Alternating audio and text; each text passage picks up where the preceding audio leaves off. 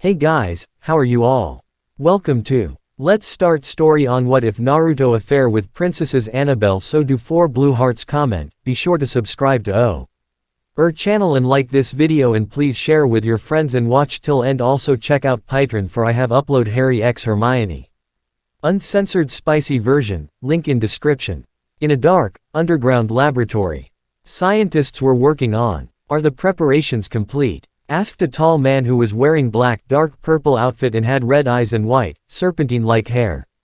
Almost, Jakira-sama. We just need a way to gauge the doors of the heart so we know how much shadow energy we put in. Otherwise, we could kill the test subjects, explained the head scientist. He wore a long white coat with blue stripes on it. He also wore sharp-looking sunglasses and had a long ponytail that was on the front of his head. The tall man, Jakira, looked at the scientist with a raised eyebrow, asking a silent question. You see, Jakira-sama, unlike with Pokemon, creating shadow humans is much more complicated. Too little shadow energy and the human can easily disperse it. Too much shadow energy and it could destroy the heart and kill the human. Jakira closed his eyes and thought of how to get around this obstacle. After a few minutes, he opened his eyes and turned to the white coat. Borg, pack everything up. We are heading out, said Jakira as he made his way for the exit. Where will be heading? Asked Borg as he instructed the lower scientists. Jakira had an evil grin on his face. To get the tool we need. Near Tojo Falls, a young lavender-haired 15-year-old girl was sitting near the lake. She was looking up at the sky and thinking of a certain raven-haired, future Pokemon master. Sitting next to her was a violet feline-like Pokemon that had a red gem on her forehead and a forked tail. Lila-chan, what are you thinking about? Asked the feline with a knowing smirk, shocking the girl out of her thoughts. I wasn't thinking of anything, Espeon. Lila said quickly. Then why did you have that dreamy smile on your face that you usually get when you're thinking about you-know-who? Grinned Espeon. She knew she caught Lila when her face turned completely red. Why must you tease me about that? Sulked Lila. Ah, don't be like that, Lila-chan. I think it's cute that you have a crush on someone. Though I question why it's someone who is completely dense. He isn't dense, exclaimed the maiden. Espeon just gave Lila a deadpan look to which Lila just hung her head. Before she could respond, the referee of the battle tower interrupted.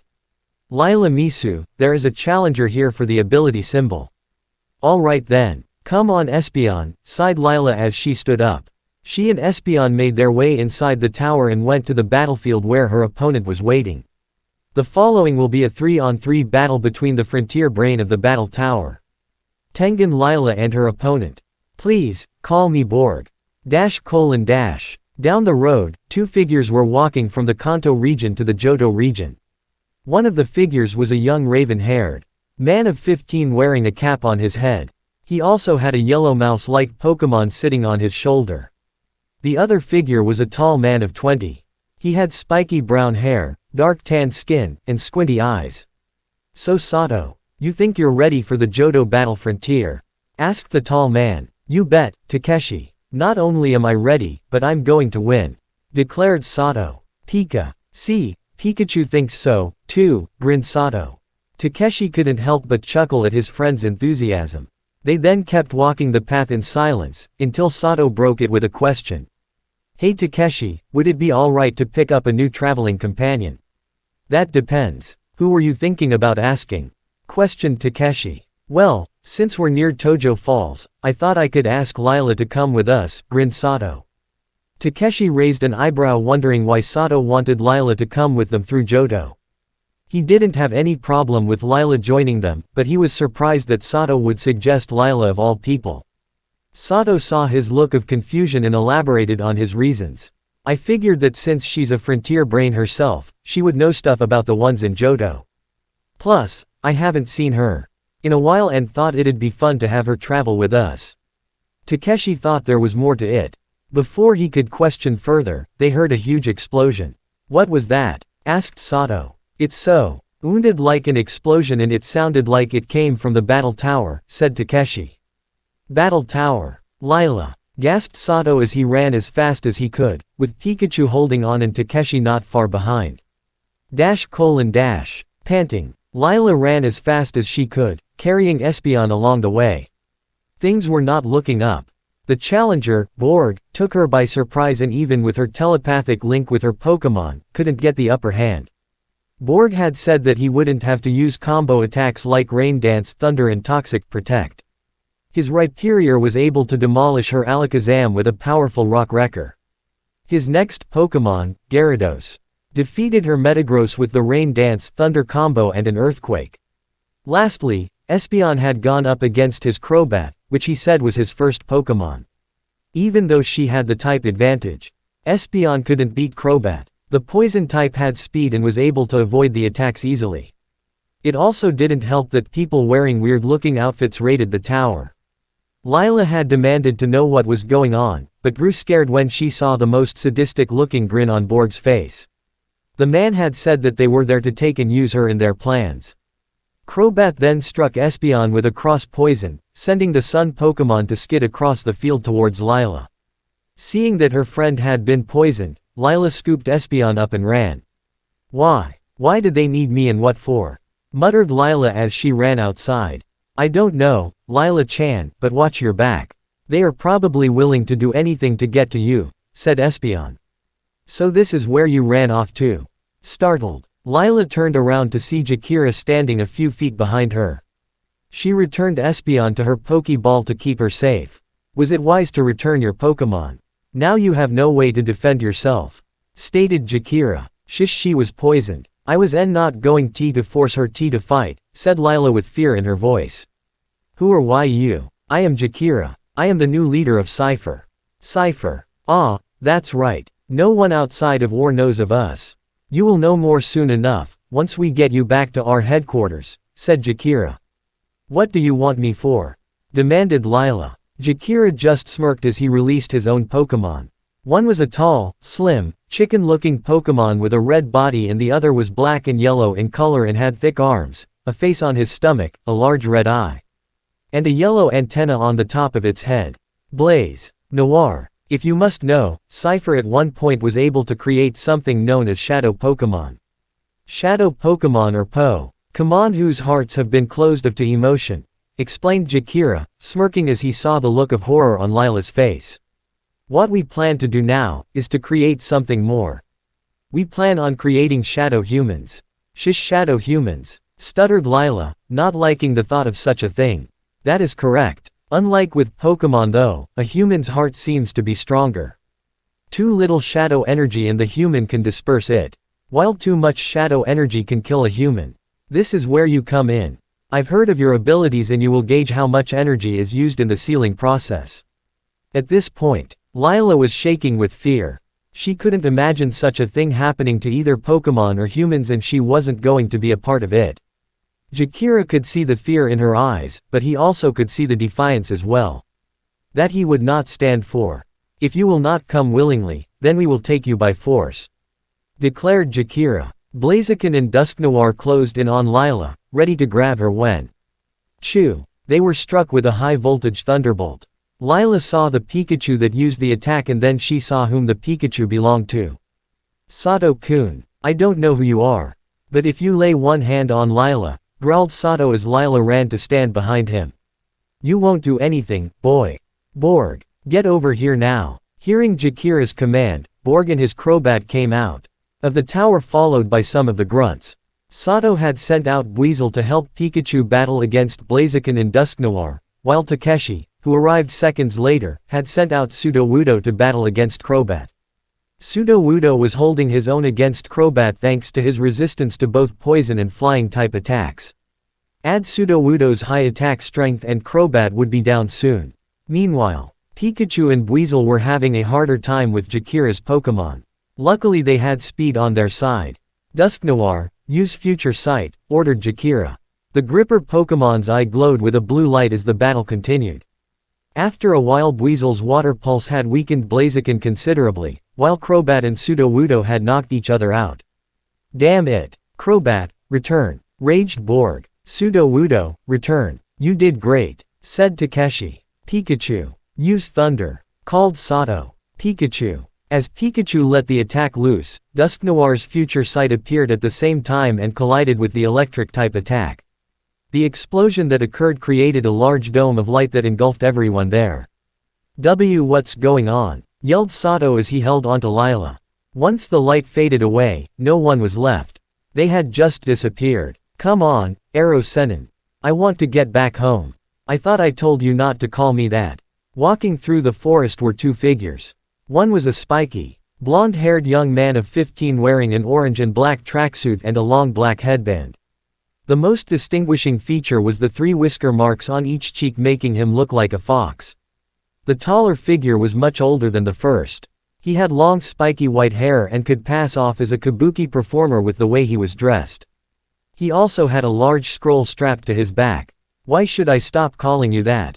You are an Arrow Sennin. Naruto, if you don't stop calling me that, I'll." The man, known as Jiraiya, stopped when he noticed that Naruto held up his hand, signifying to be quiet. "What is it, Gaki?"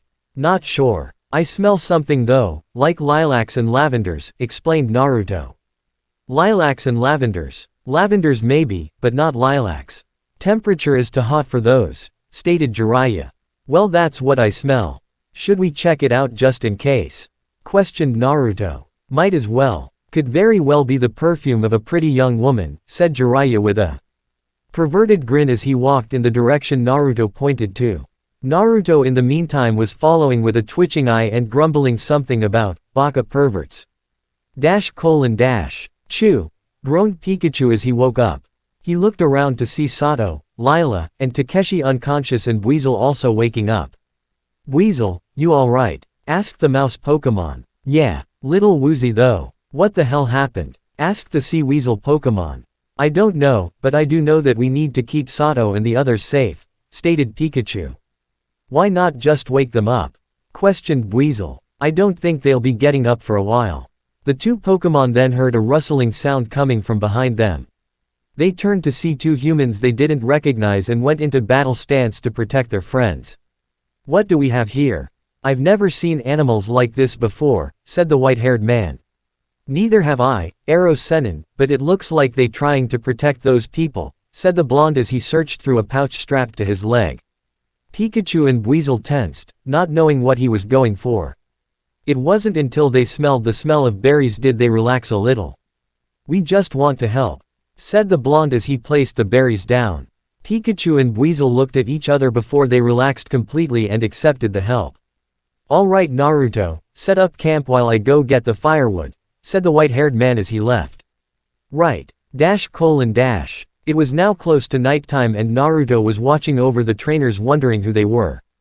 Pikachu and Weasel were wondering who exactly Naruto and Jiraiya were, but knew for some reason they could be trusted. Jiraiya had gone off to recheck the perimeter of the area to make sure there were no enemies around.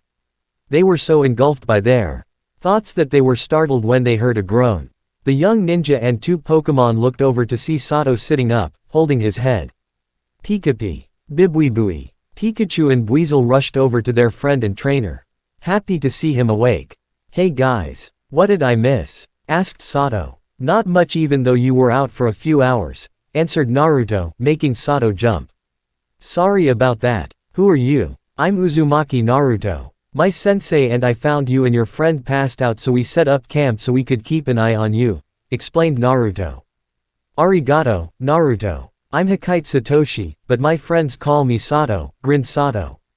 "Hey Sato, can I ask you something?" "Sure. What exactly are those animals?" "I've never seen them before," said Naruto as he pointed at Pikachu and Weasel. Sato gave him a wide-eyed look. "Why you don't know what Pokemon are?" questioned an astonished Sato. "Pokemon. What the hell happened in that battle?"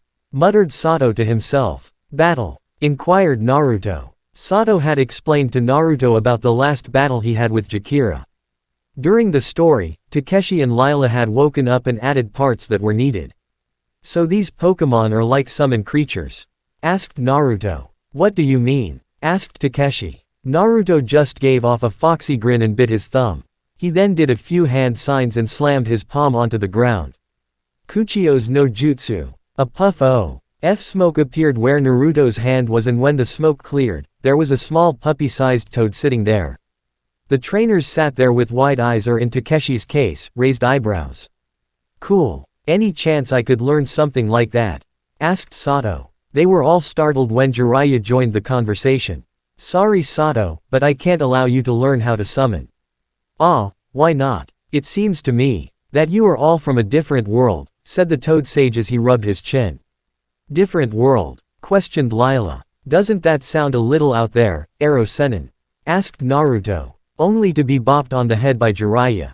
The trainers and Pokemon just sweat drop at this. Stop calling me that. It's Jiraiya-sensei. Anyway, it is possible that there are other worlds out there. It could even be possible that there are other universes out there, explained Jiraiya. You might be right, Jiraiya-san. In our world there is actually an inner world called the Distortion World where a large Pokemon known as Giratina lives, said Takeshi. Man, this talk about other worlds is really confusing, said Naruto as he scratched the side of his head. Yeah, agreed Sato. Jiraiya just shook his head and told everyone to get some sleep. In the morning they were going to continue on to Konoha and figure out how to get the trainers home. Morning came and the group was packing up the camp. It wasn't until they were almost finished that Lila had remembered something. Takeshi, do you have any medicine on you? Espeon was poisoned and needs to get treated. Sure thing. Send out your other Pokemon as well. I'm sure they need to be treated, too. Lila just nodded and released her psychic types from their Pokeballs. Takeshi immediately tended to Espeon with an antidote while Naruto and Jiraiya stood by watching with wide eyes. Whoa, these are Pokemon, too? Asked Naruto. Yup, there are lots of different species of Pokemon. If I remember correctly, there should be 493 species of Pokemon. Explained Sato. Some Pokemon are actually considered legendary, or mythical, and really can't be caught by trainers. Then how do people know they exist if they're myths? Asked Jiraiya as he watched Takeshi move on to treat Alakazam and Metagross. I guess people have just seen them. I know I've seen most of them with my own 2 eyes, grinned Sato as he rubbed the back of his head. All finished, declared Takeshi. Luckily, they weren't too bad off, seeing as how they got some rest in their Pokeballs. Arigato, Takeshi, smiled Lila. Lila had then returned her Pokemon and then the group went on their way to Konoha with Jiraiya leading the way. Soon the group reached the village gates and the trainers were astounded by how the village looked as they walked towards the Hokage Tower. So what do you think? Asked Naruto, happy to be home for the first time in 2.5 years. Honestly, not what I had expected of a ninja village, said Sato. Sato-kun, that was rude, scolded Lila. You got something against my home. Challenged Naruto. Stand down, Naruto. So Sato, judging from your response, you seem to be somewhat familiar with ninja. Care to explain? Asked Jiraiya. Hi. Back home, there's a ninja who goes by the name Kyokoga but he doesn't have the techniques that you guys have though. He trains mainly poison-type Pokemon, explained Sato. Poison types? Questioned the knucklehead ninja. Before Sato could answer, someone calling Naruto's name interrupted him. Turning to see where the voice was coming from they saw 5 figures. All around the same age as Naruto and Sato, heading towards them. The first figure was girl with pink hair and green eyes. She was wearing a red shirt and a tan skirt. The next figure had gravity-defying silver hair and a lazy look to him. He had one of his eyes covered by his headband and a mask covered his lower face. He also had his face buried in a small orange book. The next one was brown-haired boy with red fang-like markings on his face and standing next to him was a very large dog. The last one wore a green hooded jacket, add the fact that he wore sunglasses, his face was almost completely hidden. Hey Sakura-chan, called Naruto as he waved them over. Hey, Naruto, who are these people? Questioned the dog-like ninja as he and the other reached Naruto. Oh, this is Hakite Satoshi, Tengen Lila, and Rakasuki Takeshi, introduced Naruto, pointing to each one. After Takeshi was introduced, a small blue frog-like Pokemon appeared in a flash of light from one of his Pokeballs and struck Takeshi, making him fall to the ground in pain. Naruto, Lila, Sakura, and the dog ninja watched with wide eyes. Jiraiya and the hooded ninja raised their eyebrows and the scarecrow-looking ninja kept reading. Sato and Pikachu looked on like it was an everyday thing, which it was. What the hell just happened? Cried out the dog ninja. That would be Krogunk. You see, Takeshi is somewhat of a womanizer and Krogunk usually keeps him in line with a weak poison-type attack. Looks like he decided to perform a preemptive strike, laughed Sato. Really? Naruto then got down to eye level with the toxic mouth Pokemon, whose orange cheeks kept inflating and deflating. Hey Krogunk, see the man with long white hair? Crow. Well, he's just like Takeshi and I was wondering if you'd use that poison attack on him, too, explained Naruto with a foxy grin. Traitor! Shouted Jiraiya as he backed away, making Naruto and Sato laugh at his antics. The scarecrow ninja, who had overheard everything, put away his orange book. Naruto, what the hell is going on and who are these people really? Demanded Sakura. Sato couldn't help but be reminded of Kasumi Misty. It'll be explained once we reach Ba-chan's office, stated Naruto as he looked around. Hey Kiba, Shino, where's Hinata? We were looking for her ourselves before we ran into Sakura-san and Kakashi-sensei. We then noticed that you had returned home, explained Shino, since Kiba was still in shock over what just happened. I'm sure she'll turn up then. It's not like she can't take care of herself, shrugged Naruto. Come on, Gaki. We need to see Tsunade Hime before she gets angry that we're not there on time, said Jiraiya. Right. Come on guys. Wait, where's Krogunk? Questioned Takeshi, who recovered from the poison jab. Everyone looked around, when Lila found him near a wooden fence. Krogunk wasn't the only one she found though. Krogunk, there you are. Everyone is looking for you, said Lila. Eep. Lila went around the corner to see that Krogunk had found a girl hiding behind the fence. She had long dark blue hair and lavender pupil-less eyes. She wore a lavender jacket that looked to be too big for her. She looked very nervous. Hello. My name's Tengen Lila. What's yours? Smiled Lila. Hyuga Hinata. Oh, you're the one Naruto must have been asking about, said Lila. Naruto-kun? Asked Hinata. Hi. Come on, let's go and meet up with the others. Naruto will be glad to see you, said Lila as she led Krogunk back. Oh okay, said Hinata as she followed with a blush on her face. Back with the others. They had regrouped now wondering where Lila was. Naruto and Sato were about to go off looking again when Lila, followed by Hinata and Krogunk, called out to them. Hinata, there you are, exclaimed Naruto as he ran over to the shy girl. Welcome home, Naruto-kun, greeted Hinata as she nervously tapped her fingers together. Alright, no more delays. We need to get to the tower now, declared Jiraiya. Right away, Ero Sennin, grinned Naruto. Why you little? Race ya to the tower, Sato. Come on, Hinata, shouted Naruto as he grabbed Hinata's hand, cow.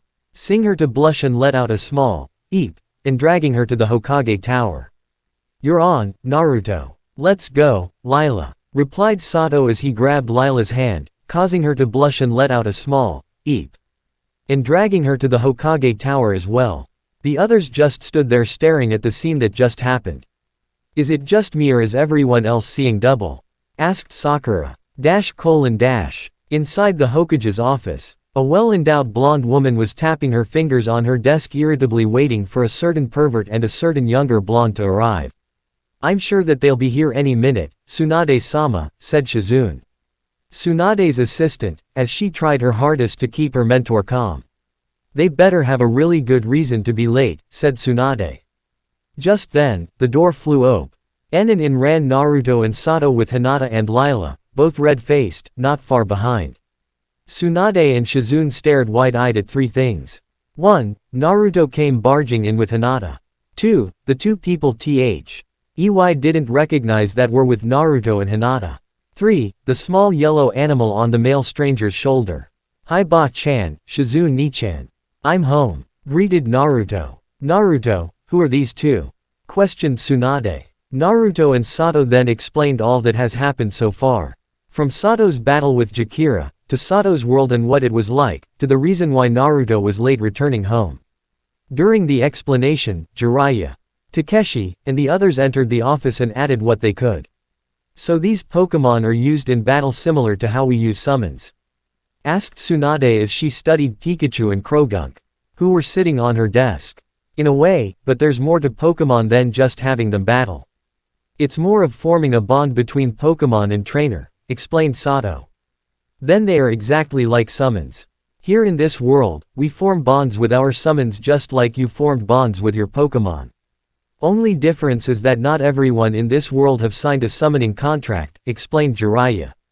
Summoning contract? Asked Sato. Remember that toad I summoned? Asked Naruto, to which Sato nodded. Well, I wouldn't have been able to do that unless I signed a contract. Makes sense. Now I have a question for you, declared Naruto. What would that be? Asked Sato. Earlier you mentioned something about poison types. What did you mean by that? Oh, well, all of the 493 known species of Pokemon are separated into different types. There are 17 types in all and some Pokemon actually can be 2 types, informed Sato. Interesting. What type would Pikachu and Croagunk be? Asked Kakashi. Pikachu would be an electric type. Grinned Sato. And Croagunk would be both a poison and fighting type, said Takeshi. The ninja were very interested on the subject of Pokemon. Naruto had suggested that Sato, Lila, and Takeshi should show the rest of their Pokemon if they had any. The trainers had agreed, but had said that the office would have been too small to show all of the Pokemon. It was then that Tsunade had suggested a place where they could show the Pokemon. At the Chunin exam arena, the ninja were getting ready to see what the rest of the trainers' Pokemon were like. Along the way to the arena, they had met up with Team Guy and Team 10 and they were just as interested. So these 3 are from another world. And they're going to show us some of the creatures from that world. Troublesome, drawled the lazy pineapple-headed ninja. Come on, Shika-kun. It might be interesting to see, said the fan wielder, who had accompanied Shikamaru. Alright forehead, what else do you know about these 3? Not much, Ino Pig, but from what I've seen, the girl acts almost exactly like Hinata when she's around that guy in the hat, whispered Sakura. Also, the guy in the hat is almost exactly like Naruto. Nani? You mean there's another Naruto and Hinata out there? Whispered a wide-eyed Ino. Looks like it. Want to try and get the 2 together? Asked the cherry blossom with a smirk. Might as well. We can try and get Naruto and Hinata together at the same time, too, smirked the flower ninja. You too. Might want to keep it down so Neji-kun doesn't kill Naruto, said Tenten as she sat next to the other Kunoichi. Guys, they're starting, stated Choji as he ate his chips. Takeshi was the first to go. And he sent out both Sudowoodo and Happiny to join Croagunk. Lila went next and sent out all 3 of her psychic types. Sato followed up by sending out the rest of his Pokemon. First was his large bird Pokemon, Staraptor. Next was the green tortoise-like Pokemon, Grotle, followed by the red monkey-like Pokemon, Monferno. Lastly was Buizel and the small shark-like Pokemon, Gible. After the Pokemon had been shown, Sato and Takeshi had explained the different types that a Pokemon could be as well as the strengths and weaknesses of those types. It was during the explanation that Gible decided to show his appreciation to Sato the only way he knew how, by biting onto his head. Chomp. Gah. Sato-kun, called Lila as she rushed over. Naruto and some of the other ninja had rushed over as well just as Sato had pulled Gible off. Gib. Quote. Sato, are you sure he's safe to be out in the open? Asked Naruto as he and the others looked at Gible warily. I'm sure. That was Gible's way of showing affection. Besides, I've had a lot worse done to me, grinned Sato. What do you mean? Asked Sakura. Well, I've been hit by a few electric-type attacks from Pikachu in the past, fire-type attacks from another one of my Pokemon. And I took a poison-type attack in the back once, explained Sato. All of this information astonished the ninja. How are you even still alive? Demanded Ino. I guess I'm just lucky, said Sato as he rubbed the back of his head, missing the look of concern on Lila's face. Hey Sato. Yeah, Naruto. Would it be alright if Pikachu and Monferno helped me with my training? Everyone looked at Naruto with a questioning look, wondering what he was thinking. I figured that since they use fire and electric type attacks, they could help me train in dodging and resisting them. Okay, but why would you need that? Questioned Sato. There's this guy named Sasuke that I'm trying to bring back to the village. He uses mainly Kaden and Raiden style jutsu, which are similar to fire and electric type attacks. I figured I could get the upper hand if I trained with Pikachu and Monferno, explained Naruto. The others were surprised, as well as concerned, by the idea Naruto had. The ones who were truly concerned for Naruto were Hinata, Tsunade, Jiraiya, Kakashi, and Sakura. Sato had looked towards his two Pokémon with question in his eyes. It's up to you two. Do you want to help Naruto? Pika. Furno. Looks like you've got yourself some new training partners, Naruto, laughed Sato. Naruto just gave off his foxy grin. Back in the Pokémon world, the outside of the battle tower still looked like a war zone. From the nearby bushes, 3 heads popped up to check if the close was clear. They're just gone, stated the blue-haired man in surprise. Yeah, where do you think they went, NYA? Asked the small cat-like Pokémon. Who cares? I say we sneak in and steal all the Pokémon from the tower, said the red-headed woman as she stood and went to go inside. Her two companions just looked at each other and silently wondered what they did to be teamed up with her sometimes. Kojiro. Meowth. Get in gear now, screeched the woman. Coming, Musashi, said both Kojiro and Meowth as they scrambled to follow. Once inside, Team Rocket saw the damage that was done when Cypher infiltrated earlier. When they reached the battlefield they saw the body of a man lying in the middle in a small pool of blood. Meowth and Kojiro went over to check on him while Musashi went to look for Pokémon. Is he? Asked Meowth. No, he's still alive, but barely, responded Kojiro as he checked the man's pulse. We need to get him to a hospital, ASAP. Kojiro carefully picked up the body and made his way to the door. He was stopped when he heard Musashi. Kojiro, put him down so we can get out of here. There were no Pokémon to steal. What's going on here? Team Rocket turned to see a portly man wearing shades and a Hawaiian shirt glaring at them. We didn't do anything, cried Kojiro. That's right, NYA. We came in here and saw the place as is and the guy on Koji's back in bad shape, NYA. We were about to take him to the hospital, NYA. Explained Meowth. They're telling the truth, Enishida. Coughed the man on Kojiro's back. Enishida's eyes widened behind his shades.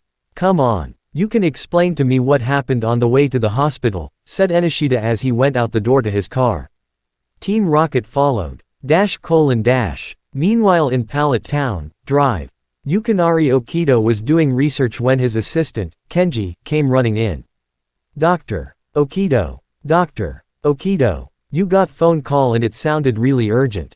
It's about Sato. Nani? Dr. Okido hurried to the vid phone to see Enishida on the screen. What's going on, Enishida? What happened to Sato? Asked the good doctor. It's like this Drive. Okido, said Enishida. Enishida couldn't tell Drive Okido much. The only thing he could tell him was what Team Rocket told him.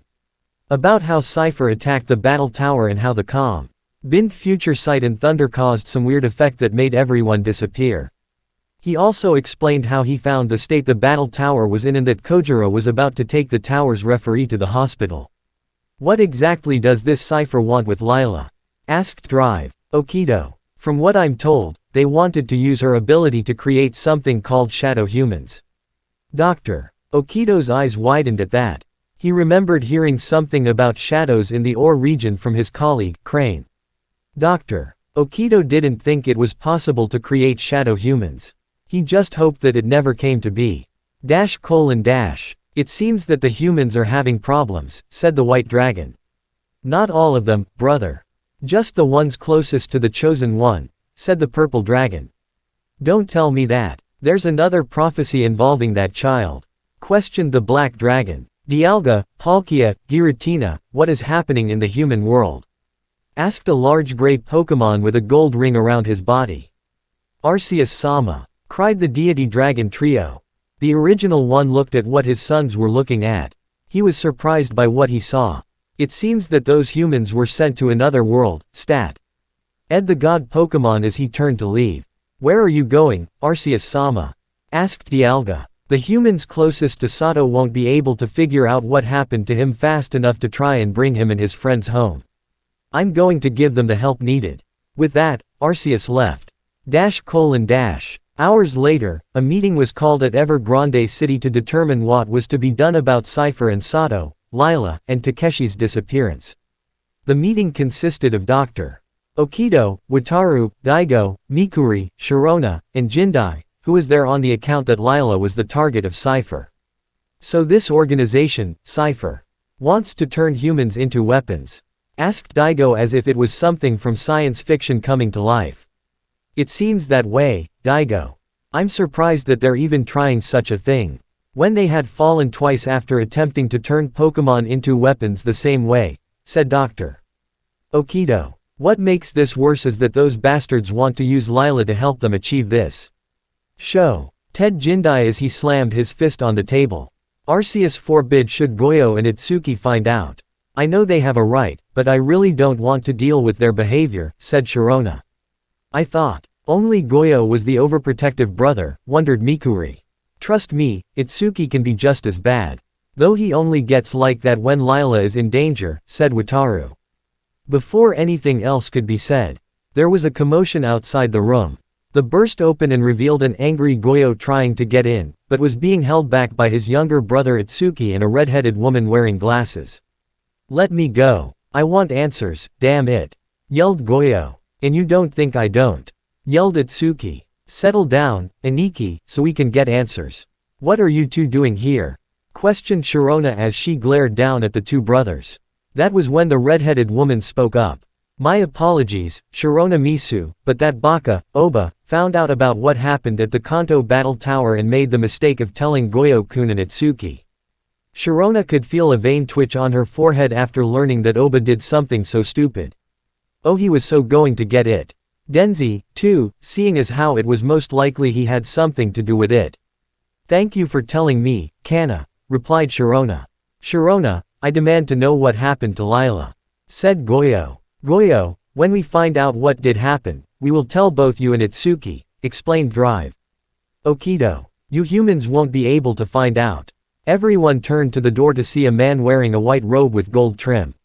He had long gray and black hair and green eyes. Before any of you say anything, I know what had happened to Sato and his friends, said the man.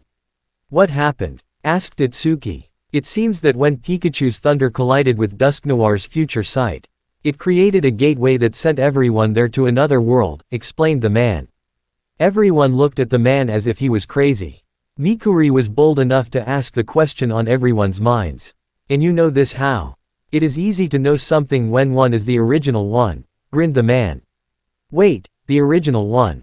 You're telling us that you are Arceus? Questioned Wataru. That I am. I will prove it too. Just gather all of the gym leaders, Elite Four members, Frontier Brains, and those close to Sato. All will be explained then. Arceus then left them to do what he asked. Everyone has been gathered and they were wondering what was going on. Any chance you know what's going on, Shigeru? I know just as much as you, Kasumi, replied the researcher. Kasumi nodded. Eden then noticed Haruka and Hikari had walked over. As everyone was talking amongst themselves, human form Arceus walked into the room. When he noticed that they weren't paying attention, he grinned. Eden let of some energy that made everyone look in his direction. Glad to see everyone is paying attention. Hey, who are you? Demanded Kasumi. Ignoring the girl, Arceus created a viewing screen and showed everyone what had happened at the Kanto Battle Tower. To say those who did not know were shocked was like saying the sky was blue. What happened to Sato Nisan?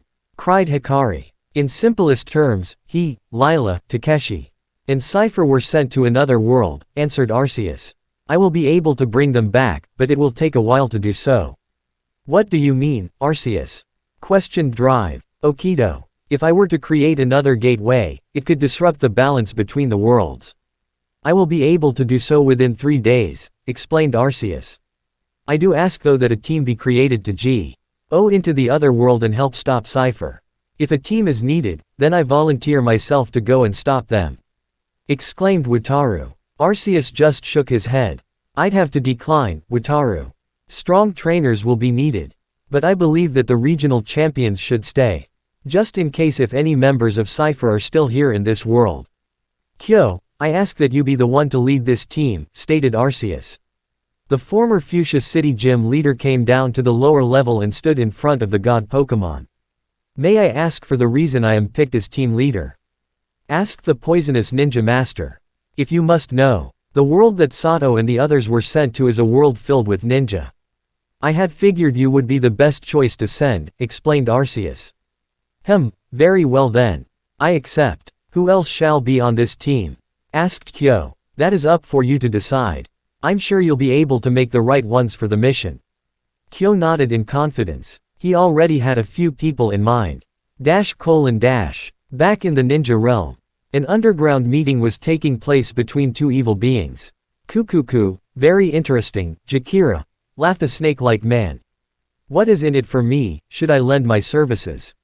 Merely the fact that your Oto ninja could be infused with shadow powers and be under your command, Orochimaru, grinned Jakira. While the two evil masterminds were planning on creating Shadow Ninja, Borg was talking with Kabuto and Sasuke. These Pokémon of yours are astounding, said Kabuto as he studied Crobat. Yes, they can be even more astounding once their hearts have been sealed away and become Shadow Pokémon. Smirked the Cypher scientist. These creatures don't look so powerful, said the last, loyal, Uchiha. Kukuku, now Sasuke-kun, you should know better to underestimate someone. I believe you almost lost to Naruto at the Valley of the End because you underestimated him, laughed Orochimaru. Sasuke glared at his sensei. That Dobi got lucky and nothing more. I will kill him and gain the power I need to kill Itachi. Whatever you say, Sasuke-kun, smiled the snake ninja. Now Jakira, what is it that you need? If my guess is correct, the girl we need has also come to this world. Her name is Tengen Lila and she has a power that will help in the shadow-making process. I would like to have her within my grasp. Orochimaru gave off a wicked grin. He then glanced at Sasuke as he made his next statement. Maybe once you've used the girl for what you need her for, she can be given to Sasuke-kun so he can rebuild his clan. Think of it, Sasuke-kun. A clan possesses both the Sharingan and the ability to use telepathy. As long as she is worthy, said Sasuke as he walked out of the room. Borg watched as the Dark Avenger left. He then turned to Kabuto. Arrogant little child, isn't he? Asked the scientist. Kabuto nodded in agreement. Orochimaru, ignoring the two assistants, stood from his throne and led Jakira to the back where they made the plans to create the ultimate Shadow Ninja army. Let's go. Pika, Monferno. As soon as they could, Naruto, Pikachu, and Monferno started on their training. Off on the sidelines, Sato, Lila, Takeshi, Sakura, and Hinata stood by, making sure nothing got out of hand. Naruto's pretty strong, said Sato as he watched him take a punch from Monferno. He should be, said a voice coming towards them. It turned out to be Jiraiya. He did train for about 3 years with one of Konoha's most powerful shinobi. Hello, Jiraiya-sama, greeted Sakura. Are you here to keep an eye on Naruto? Not really, replied Jiraiya. I'm actually here to tell you, Hinata, and Naruto that you have a mission. Mission? Questioned Hinata. Before Jiraiya could explain, Naruto gave out a shout as he and Monferno connected blows, sending each other skidding across the ground a few feet. When they stopped, Monferno beat on his chest a few times. Monferno, yelled the playful Pokémon before he was engulfed in a white light. No way, exclaimed Sato, running over to stand next to Naruto. What's happening? Asked Naruto, a little scared he might have done something he shouldn't have. When the light died down, Monferno was no more. In his place stood a larger monkey-like Pokémon, but he was still a little smaller than Sato. He had white fur covering his torso, shins, and around his face. His fingers and toes were blue. Lastly, his most distinguishing features was the fire that acted as hair on top of his head and the gold armor-like attachments on his shoulders, chest, knees, and hands. Infernape. What happened to Monferno? Questioned Naruto. He evolved, grinned Sato. When a Pokémon gets strong enough, they can actually become a whole new Pokémon. Though some Pokémon have other methods of evolving and others can't evolve at all, continued Takeshi. Really? Cool. This could make my training more effective now since Infernape is stronger, grinned Naruto. That's going to have to wait, Naruto. You, Sakura, and Hinata go to the Hokage Tower to get your mission. In the meantime, I'm going to show our guests where they'll be staying, which will also be your new home as well, Naruto, said Jiraiya. How will I know where to find you then, Aro Sennin? asked Naruto, surprised by this. Just summon a toad and he'll lead you to where we'll be, replied Jiraiya. Sato, Lila, Takeshi. Follow me. With that, the three trainers, Pikachu, and Infernape followed after the Toad Sage as the three shinobi went to the Hokage Tower. Naruto was following a toad across the rooftops. He had just received the mission orders and was now on his way to his new residence to get ready. The mission was simple. The mission was to escort Temari back to Suna. Along with himself, Sakura, and Hinata, Kakashi, Shikamaru, Neji, and Asuma were also assigned this. Naruto, Kakashi, and Asuma were the strength, Neji and Hinata were to be the lookouts, Sakura the healer, and Shikamaru was there as tactician. Request from Temari. Naruto questioned why so many were assigned to this mission, but Temari just mumbled that the cage was just being overly worried for her safety. Naruto was then shocked to learn that his friend, Gaara, was the new cage. The orange ninja was happy for his friend and saw this as something for him to work even harder on his dream of becoming Hokage. Continuing to follow the toad, Naruto noticed that it was leading him down a path that seemed to be out of the way. Soon, they reached their destination, which was a large Japanese-style house but looked more like a mansion. The gates of the building had statues of toads on each side of it and a red spiral on the doors. "Whoa, this is where I'll be living?" asked Naruto in awe. The gates opened and Naruto stepped through. The pathway leading to the main house was also decorated with toad statues. Naruto wondered if this was really Jiraiya's house. He always pictured something different, something more perverted. Entering the building, Naruto was led to the living room, where he was met with a hilarious sight. Jiraiya was cowering from the glares of Sato, Pikachu, Infernape, and Alakazam, while a heavily blushing Lila was hiding behind Sato. She reminded Naruto of someone, but couldn't quite put his finger on it. "I can only imagine what you did, Ero Sennin," grinned Naruto, trying to keep his laughter in check. "Damn pervert suggested that Lila sleep in the same bed as me while he had a perverted grin on his face," explained Sato, not taking his glaring eyes off the Toad Sage.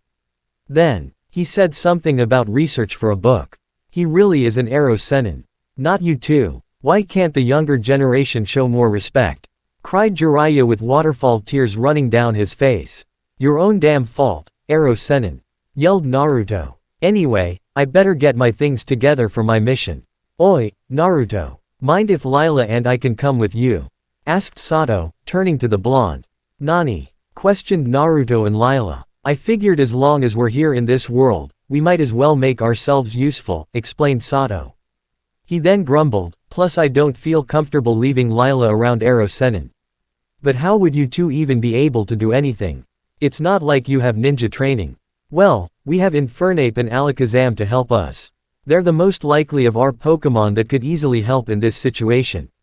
"Nape, Kazam, they seem willing to help too," giggled Lila. "What about Takeshi? I think I'll sit this one out," said Takeshi as he entered the room.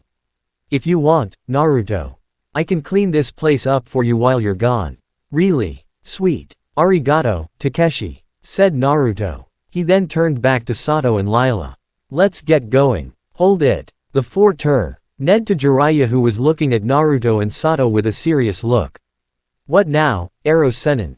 asked an annoyed Naruto. "These two aren't going anywhere," stated Jiraiya, pointing at the future master and the maiden. "You said it yourself, Naruto. They have no ninja training, so it would be suicide for them to go on any mission." Naruto just gave Jiraiya a bored look before he formed a hand sign and shouted, "Sexy no jutsu." A puff of smoke surrounded Naruto, and when it cleared, a sexy naked blonde appeared, giving Jiraiya a sexy look. Sato looked on with a wide-eyed look. Lila was heavily blushing at seeing such a technique.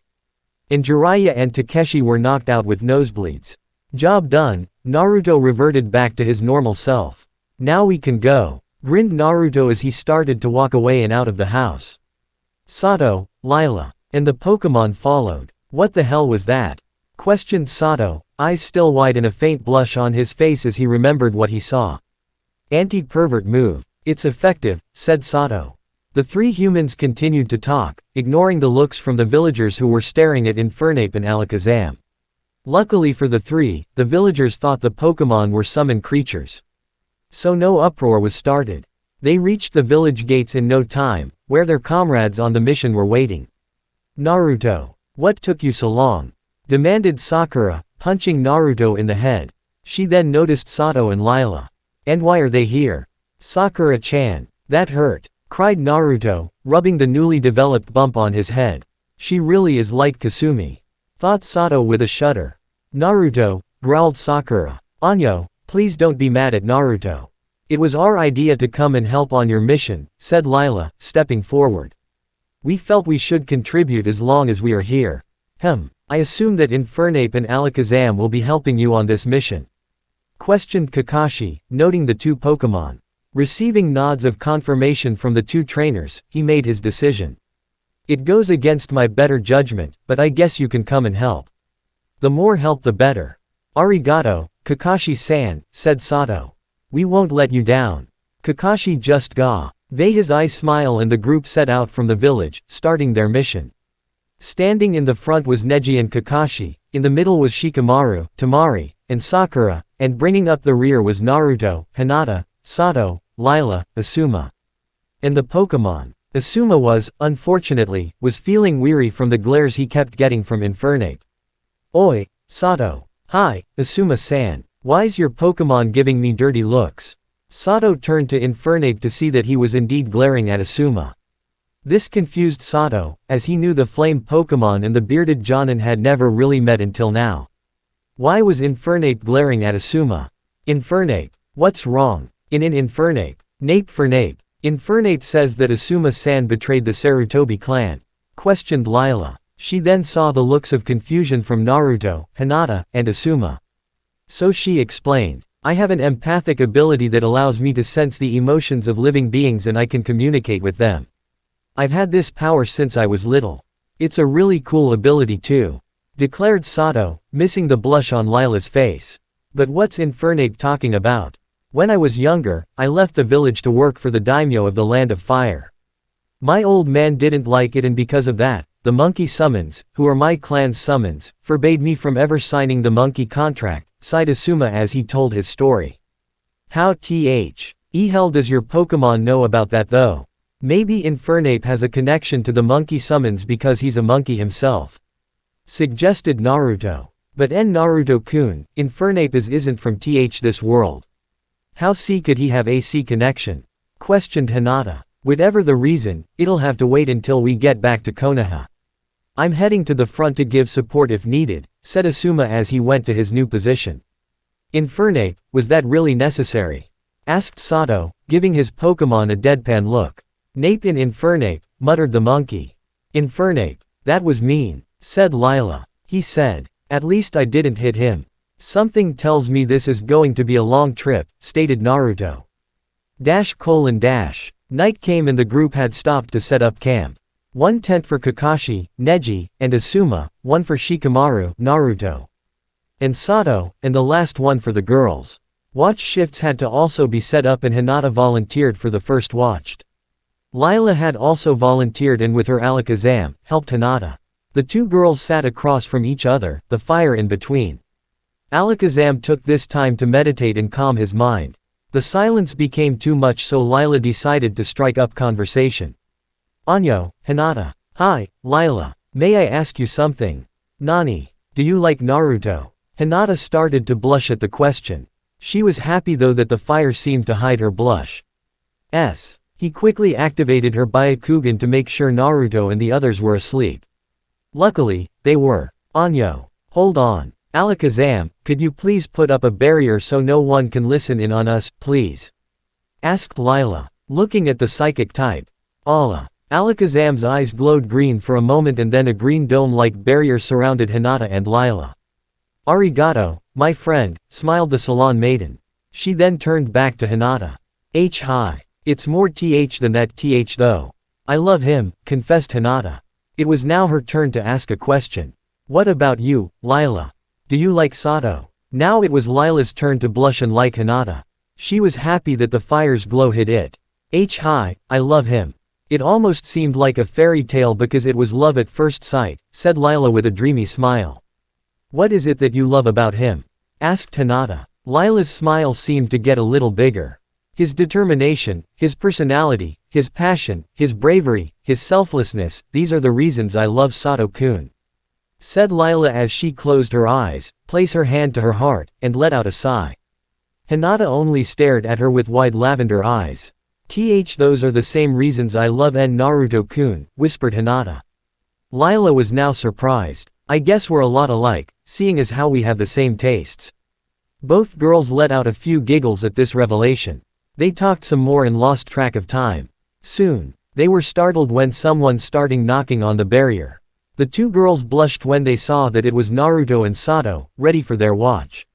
Alakazam released the barrier. Naruto-kun, Sato-kun. Oi, Hinata, Lila, we're here to relieve you, said Naruto. Sato nodded in agreement. The girls blushed at his choice of words. They just gave them their thanks and went to their tent for the night. Naruto and Sato soon settled into their watch. So, Sato, what do you think of this world so far? Asked Naruto. Honestly, it's surprising how similar some of the people are to people back home. Responded Sato. Really? Hi. Sakura, for example, she reminds me a lot about this girl I know named Kasumi. Both have short tempers and can get really violent. So, scary that there's another Sakura-chan out there. I'm guessing she's hit you before. Not with her fists. Kasumi likes to use a mallet, shuddered Sato. Anyway, Kakashi-san and Takeshi are similar, too. I don't see it, replied Naruto after some thought. Both can be perverts at times, but when they have to, they can be serious. Okay, I see it now. Anyone else have similarities? Well, I guess Tsunade. For what little I know of her, reminds me of this woman back home named Sharona. Both are blonde, well endowed, and likes to show them off, explained the trainer. Won't Ero-sennin be happy to hear that? Muttered Naruto sarcastically. Only difference I can think of between Tsunade-san and Sharona-san is that Tsunade-san actually does something aside from standing around and look pretty. Nani? You told me that a cage is the strongest ninja in a village, right? Asked Sato. Receiving a nod, he continued. Well, in my world, the strongest trainer in a region is known as a champion. Just like a cage protects their village, a champion has to protect their region, but when an evil organization known as Team Galactic threatened the Sinnoh region, Sharona didn't really do anything but the bare minimum. Doesn't sound like a very good champion, said Naruto. She is very strong, though, I will give her that, added Sato. Any other similarities between people? Hinata reminds me of someone. But I can't quite put my finger on who that person is, said Sato, scratching the back of his head. Now that you mention it, Lila reminds me of someone as well. I can't remember who though, said Naruto. Pikachu watched as both boys thought hard of whom the girls reminded them of, but they couldn't think of whom. Pikachu just let out a sigh at how dense these two can be. It was soon the next morning and the group was on the move again. Kakashi decided to ask something that had been bothering him. Naruto, how exactly did you get Jiraiya-sama to agree to let Sato and Lila accompany us? Easy. Kakashi-sensei. I just used the sexy no jutsu. Grinned Naruto. You what? Shouted Sakura, turning to glare at the orange-wearing blonde. Come on, Sakura-chan, whined Naruto. It was the only way. It must have been very effective, said Kakashi, a perverted look in his eye. I think the fact that it knocked out both Ero-sennin and Takeshi is proof enough, stated Sato. Troublesome, muttered Shikamaru. Why are you still using that move, Naruto? It's not like I use it all the time like when I was a kid. I only use it now on Ero-sennin so he will actually teach me something. I really need to find a teacher who isn't a complete pervert, grumbled Naruto. I'm not that bad, Naruto, said Kakashi. Says the man reading his smut book in front of everybody. Said Naruto as he and Sakura gave him a deadpan look for doing exactly that, reading Ika Ika Paradise. The others could only sweat drop. The rest of the journey was pretty easy going. Sato and Lil were surprised when they found out that they'd have to cross a desert, but then Sato didn't seem to mind, what with all the traveling he's done in the past. Lila, not used to such traveling conditions, became more tired than the others. Due to the heat, she almost collapsed a few times, but Sato caught her each time. The final time, Sato decided to put an end to it by picking her up and carrying her the rest of the way, bridal style. Gomen, Sato-kun, apologized Lila, her arms around Sato's neck and a blush on her face. The latter though could have been passed off as part of the heat.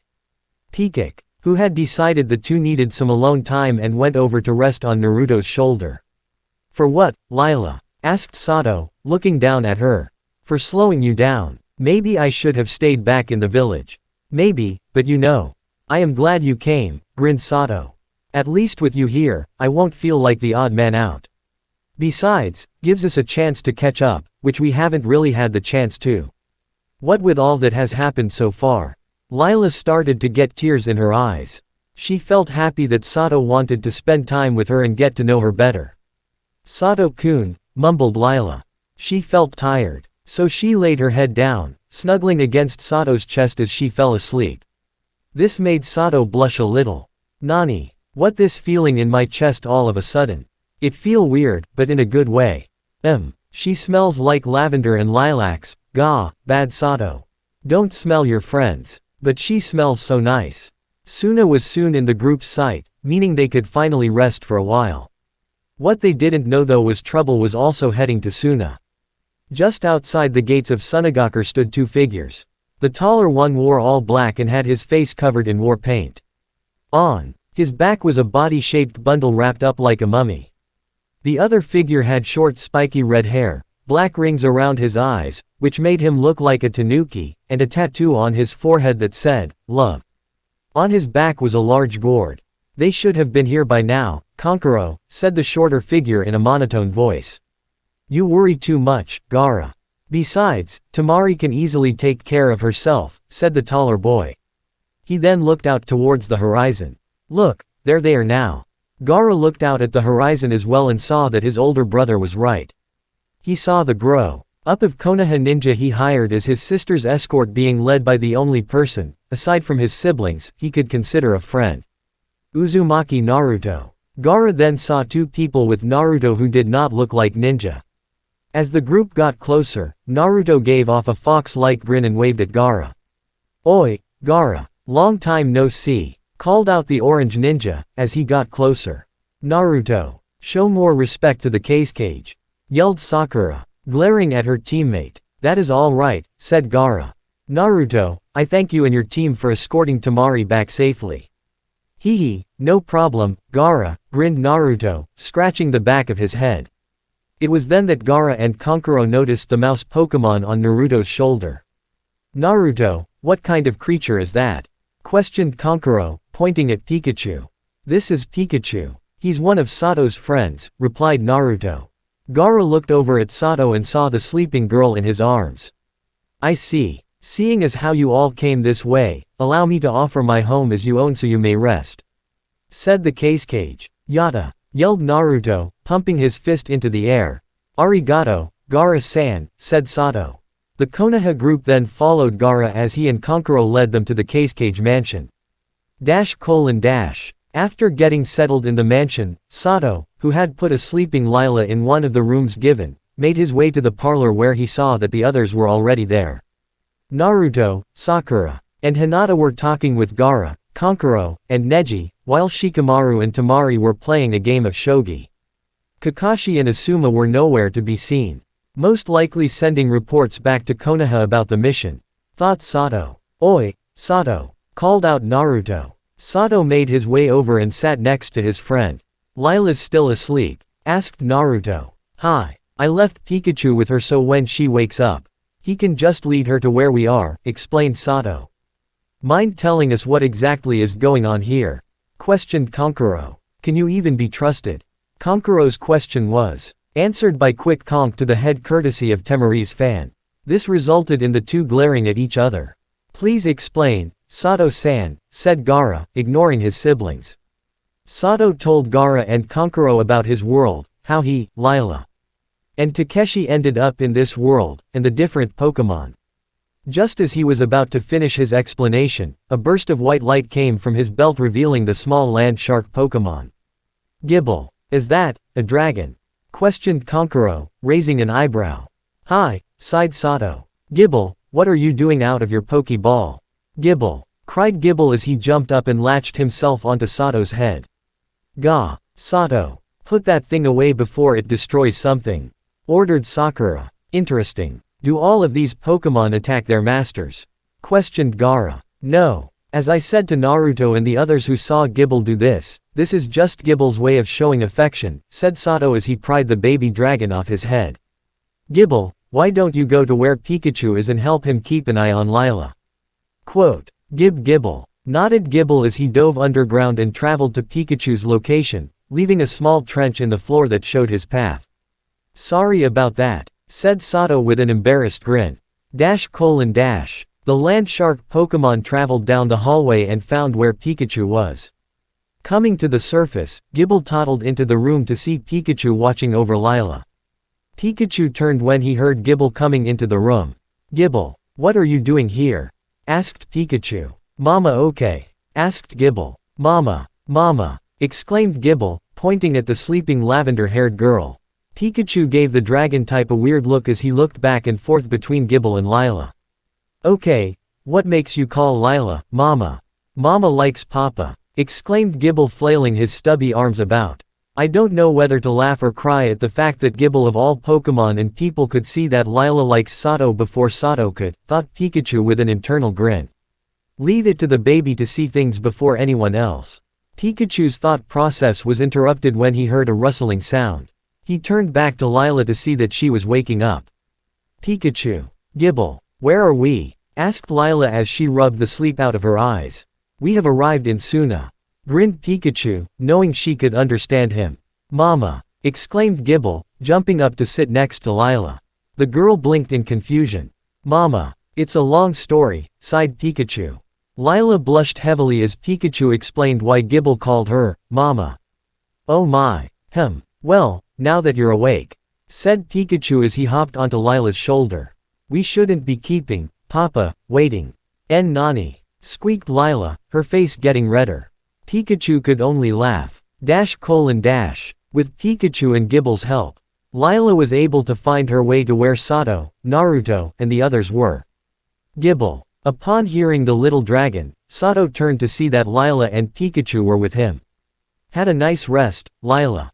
Smiled Sato. Hi. Arigato, Sato-kun. Said Lila, still blushing from what Pikachu had told her. Oi, Sato. Got any other Pokémon we can see? Questioned Kankuro. Grinning, Sato brought out his other Pokémon to show Gaara and Kankuro. Kankuro was visibly impressed, and if Gaara was as well, he didn't show it.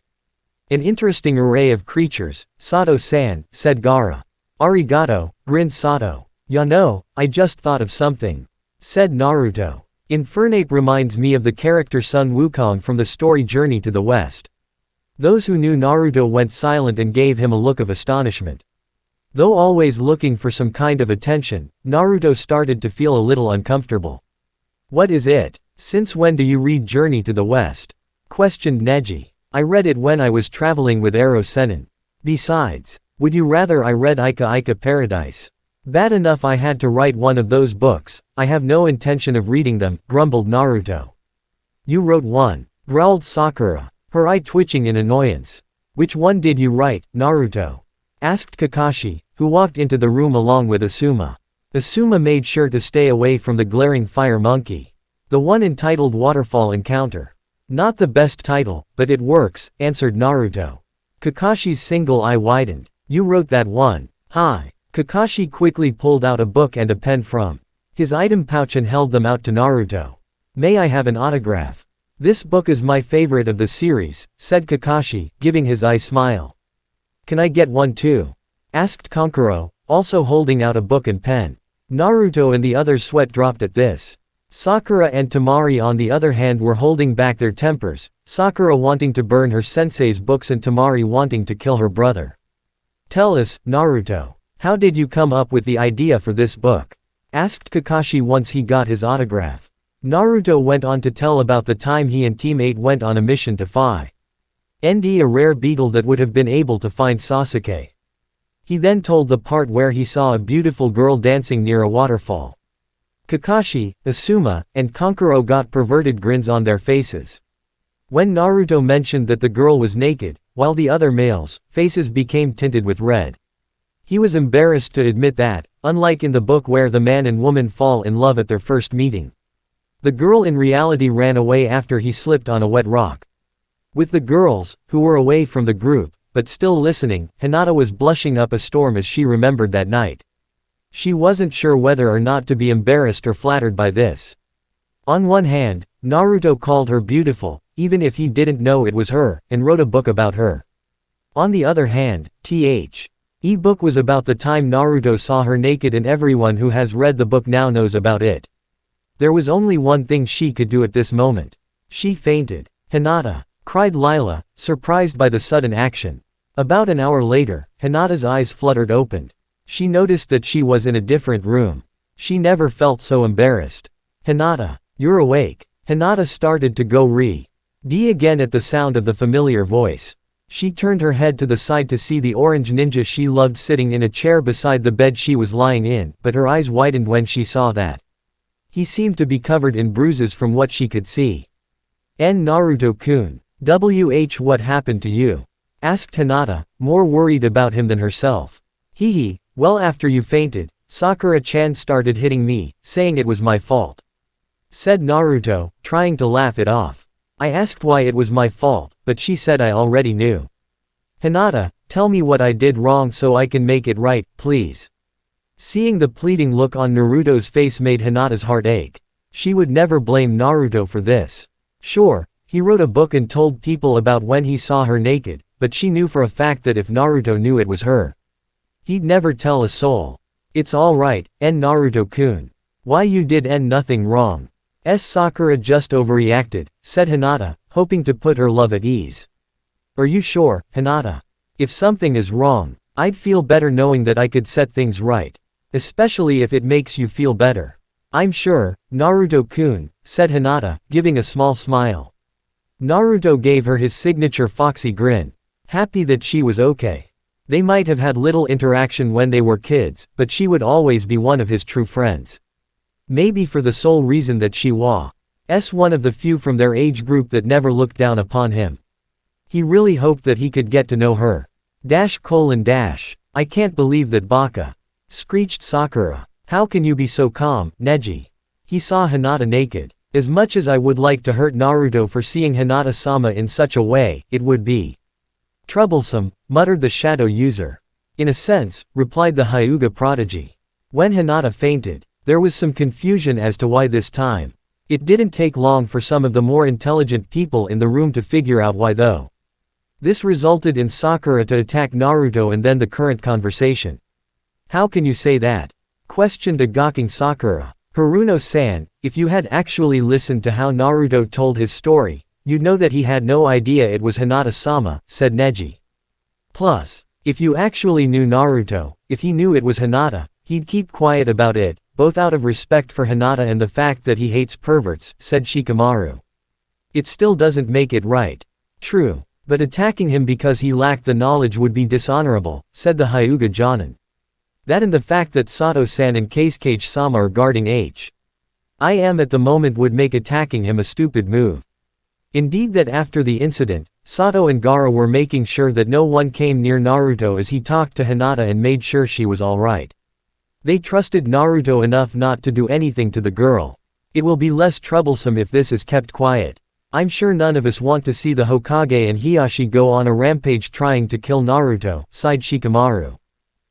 Started Sakura, but stopped when the stern glares from Neji and Shikamaru met her eyes. "Fine. Night fell upon the land and the Konoha group were offered a PLACE to stay at the Keisuke mansion so they would be well rested for their journey home the next day. A few miles away though, a group of figures were making their way to Suna. The only question was, were they friend or foe? The next morning, the Konoha group woke up bright and early so they could travel as far as they could back to Konoha. "Is everyone ready?" asked Kakashi as everyone stood outside the gates.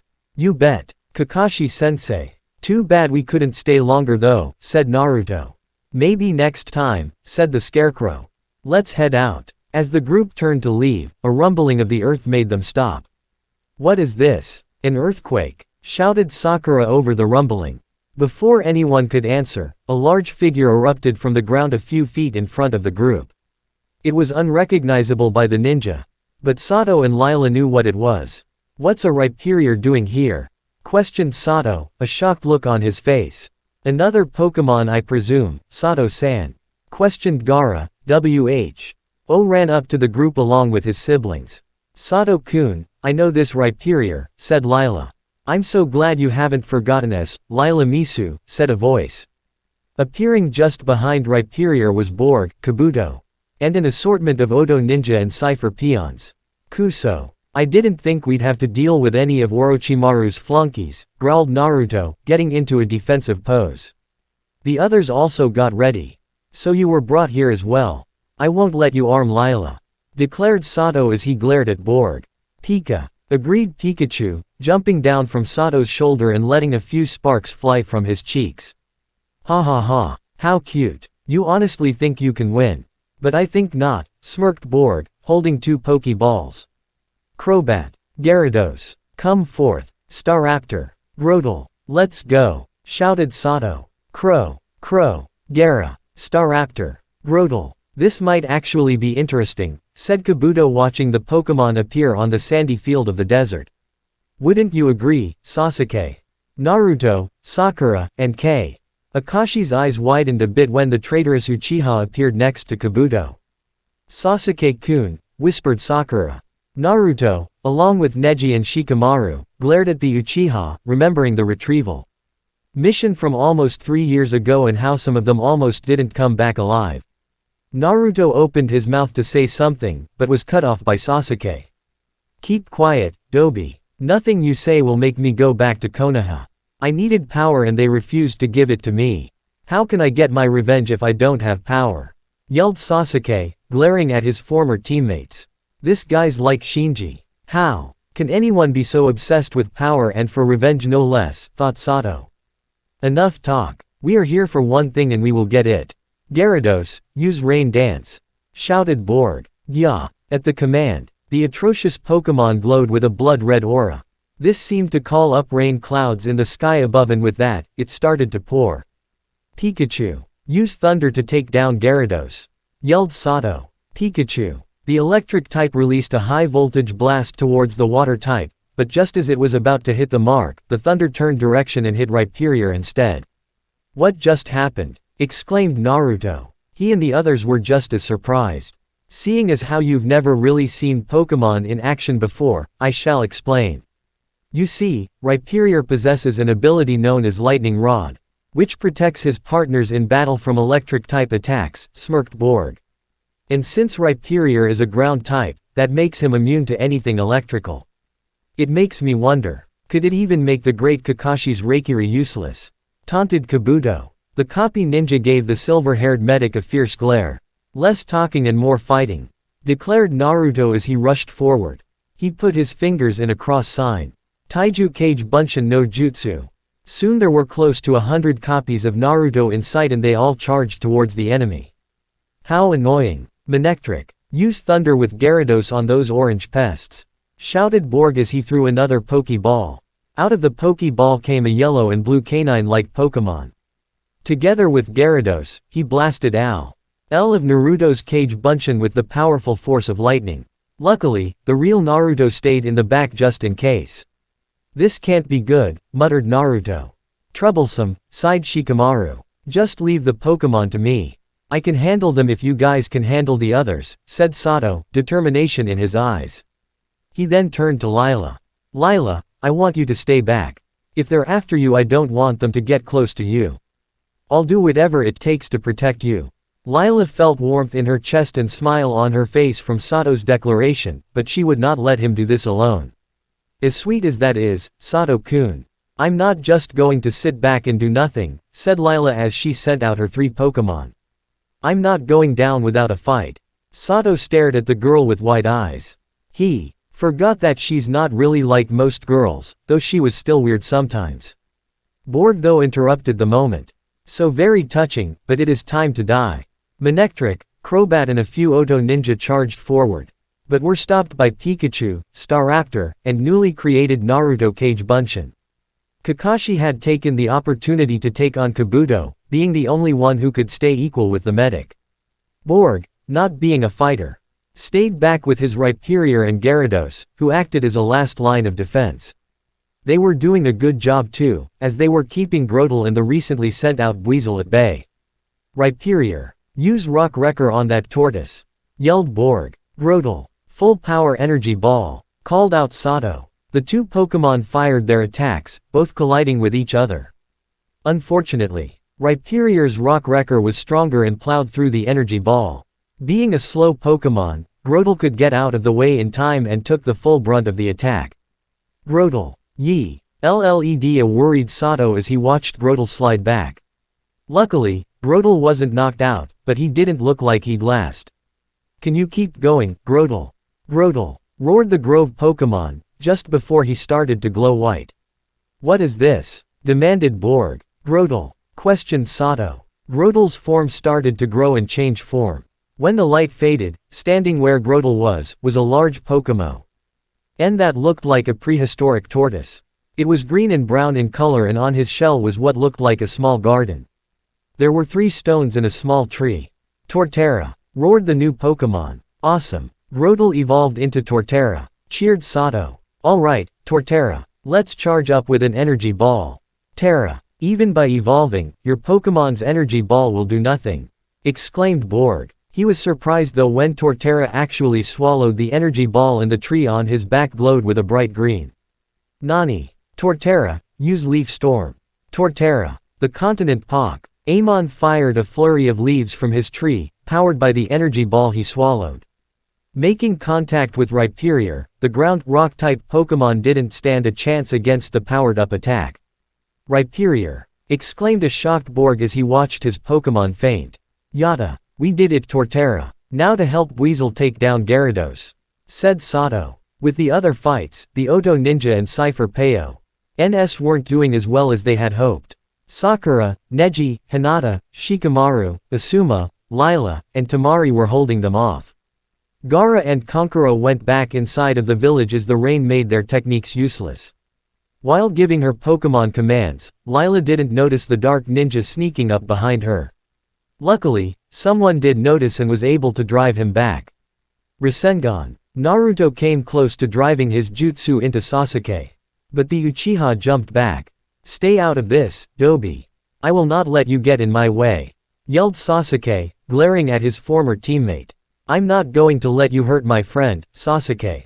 I may have promised to bring you back to Konoha, but I will cripple you if you hurt any of my friends again, growled Naruto, his eyes flashing red for a quick second. Just forget about the past.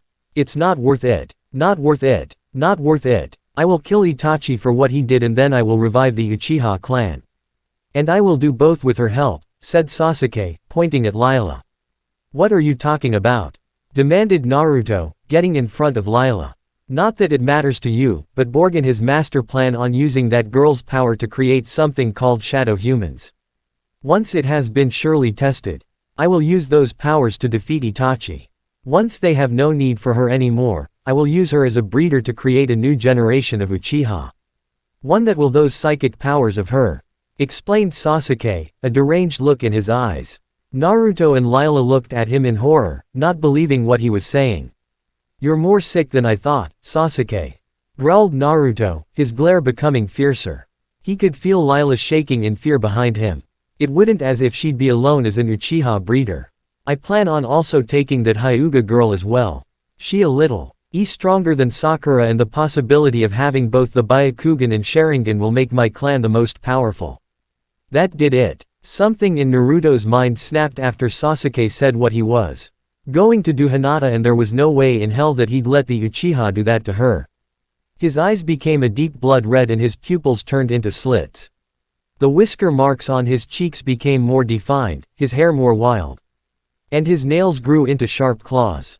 Lastly, his body had started to be covered by a deep red chakra and formed into the shape of a fox with 3 tails.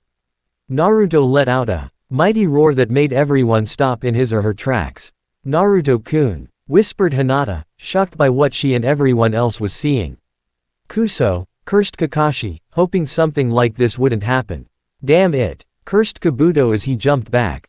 He turned to Borg. Borg, call back your Pokémon. We need to retreat for now.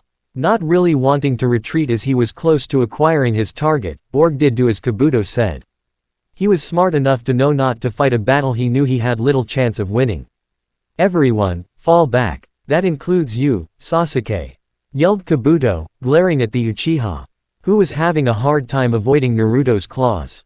Grr, fine. Sasuke jumped back to the Oto Cipher group and then vanished as the group left. Naruto, still filled with bloodlust, turned to his comrades. What's wrong with Naruto? Asked Sato, very scared at what he's seeing. Everyone stay back, yelled Kakashi as he stepped forward. But Kakashi-sensei. That's an order, Sakura. Kakashi pulled out a small piece of paper from his vest pocket and ran towards Naruto, who ran toward Kakashi. Luckily, due to Naruto's current feral mind, Kakashi was able to place the paper on Naruto's forehead.